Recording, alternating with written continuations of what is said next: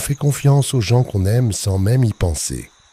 Et c'est justement pour ça que le pire peut arriver sans qu'on se rende compte qu'on est déjà en danger. Je n'ai jamais aimé raconter cette histoire parce qu'elle me fait encore honte. Pas parce que j'ai fait quelque chose de mal, mais parce que pendant plusieurs heures, j'ai été heureux alors qu'une personne morte se trouvait à quelques mètres de moi. C'était le 24 décembre, il y a 3 ans. J'avais 19 ans et toute ma famille devait se retrouver chez mes grands-parents pour le réveillon. La maison était immense, une vieille bâtisse à la campagne où toute la famille se réunissait chaque année. Cette année-là, quelque chose était différent. Mon grand-père était mort quelques semaines auparavant. Tout le monde était encore bouleversé, mais ma grand-mère avait insisté pour maintenir Noël. Elle disait que c'était ce qu'il aurait voulu. Je suis arrivé en fin d'après-midi. La maison était déjà décorée comme chaque année. Le sapin occupait presque tout le salon. Il y avait des cadeaux partout, des bougies, des guirlandes, et cette odeur de nourriture qui restait dans toutes les pièces. Pourtant, je sentais une atmosphère étrange, comme si quelque chose n'était pas à sa place. Vers 20 heures, tout le monde s'est installé pour manger. Je me souviens que ma grand-mère semblait particulièrement fatiguée. Elle regardait souvent vers le couloir qui menait aux chambres. Je n'y ai pas vraiment prêté attention. Après le repas, nous avons commencé à ouvrir les cadeaux. Puis j'ai remarqué un paquet que je n'avais jamais vu. Il était posé derrière le sapin. Un petit paquet rectangulaire, emballé dans un papier rouge très ancien. Mon prénom était écrit dessus. Je pensais que c'était un cadeau de ma grand-mère. Je l'ai ouvert. À l'intérieur, il y avait une montre, une vieille montre mécanique. Je l'ai immédiatement reconnue. C'était celle de mon grand-père. Je me souvenais parfaitement de cette montre parce qu'il la portait absolument tous les jours. Mais quelque chose m'a dérangé. La montre fonctionnait. Elle indiquait exactement 23h17. Je l'ai remontée machinalement. Puis je l'ai posée sur la table. Quelques minutes plus tard, ma grand-mère est devenue complètement pâle. Elle fixait la montre. Elle savait quelque chose. Je ne l'ai compris que beaucoup plus tard. À 23h17, la montre s'est arrêtée. Exactement comme elle l'avait fait le jour où mon grand-père était mort. Tout le monde a remarqué le silence soudain. Ma grand-mère s'est levée et est partie dans sa chambre. Je l'ai suivie quelques minutes plus tard. Sa porte était entr'ouverte. À l'intérieur, elle fouillait dans une vieille boîte. Je suis resté dans le couloir.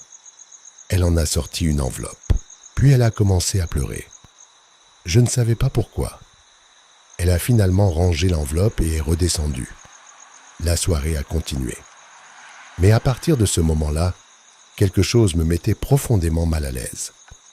Vers 1h du matin, je suis allé chercher mon téléphone dans la chambre où j'avais laissé mes affaires. En entrant, j'ai remarqué que la fenêtre était ouverte. Il faisait glacial. Je l'ai refermée. Puis j'ai entendu un bruit derrière le mur. Un petit frottement, comme quelque chose qui glissait lentement. J'ai pensé à une souris. Mais le bruit venait de l'intérieur du mur. Il s'est arrêté, puis a recommencé. J'ai regardé autour de moi. La chambre était ancienne et le mur derrière le lit avait été récemment réparé. Une partie de la peinture était encore différente du reste. Je me suis approché et j'ai remarqué une petite fissure.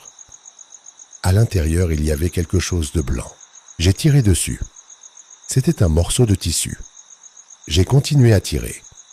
Le tissu venait de derrière le mur et il était humide. Je n'ai pas compris immédiatement ce que je regardais. Puis j'ai senti l'odeur. Une odeur douceâtre, épaisse, impossible à confondre une fois qu'on l'a déjà sentie. J'ai reculé. J'ai appelé les secours. La police est arrivée peu après. Ils ont commencé à ouvrir le mur. Et derrière, ils ont trouvé un espace assez grand pour qu'une personne puisse s'y cacher. Mais ce n'est pas tout.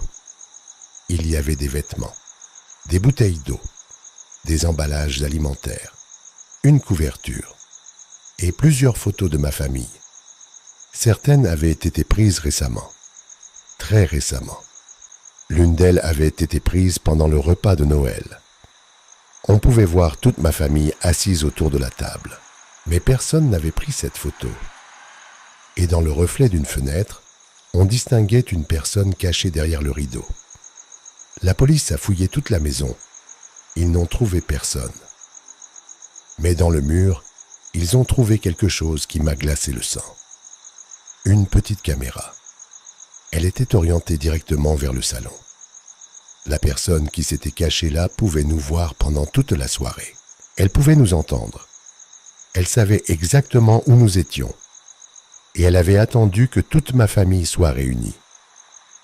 Mais le détail le plus horrible était encore à découvrir. La police a retrouvé plusieurs vidéos enregistrées sur une carte mémoire. Certaines dataient de plusieurs semaines. On y voyait ma grand-mère seule dans la maison. Puis mes parents. Puis moi. Nous étions filmés sans le savoir. Mais une vidéo était différente. Elle avait été enregistrée le matin même du 24 décembre. On y voyait quelqu'un entrer dans la maison. La personne portait les vêtements de mon grand-père. Son visage était caché. Elle avançait lentement dans le salon. Elle déposait le cadeau sous le sapin. Puis, elle levait les yeux vers la caméra et restait immobile pendant plusieurs secondes, comme si elle savait exactement où elle se trouvait. La vidéo se terminait là. La police n'a jamais retrouvé cette personne. Mais ils ont découvert quelque chose qui a complètement détruit ma grand-mère. Le cadeau n'avait pas été préparé par elle. Et la montre de mon grand-père n'avait jamais été retrouvée après sa mort. Quelqu'un l'avait gardée pendant 3 ans. Quelqu'un qui connaissait notre famille. Quelqu'un qui savait exactement où elle se trouvait. Aujourd'hui encore, je possède cette montre. Elle fonctionne normalement. Sauf qu'une fois par an, le 24 décembre, elle s'arrête exactement à 23h17. Je pourrais facilement enlever la pile ou la jeter. Mais je ne le fais pas. Parce que depuis cette nuit-là, j'ai compris quelque chose. Le plus terrifiant n'était pas qu'un inconnu ait réussi à entrer dans notre maison. Le plus terrifiant, c'était qu'il nous connaissait assez bien pour savoir que nous allions tous être réunis ce soir-là. Et qu'il avait préparé son cadeau longtemps avant Noël.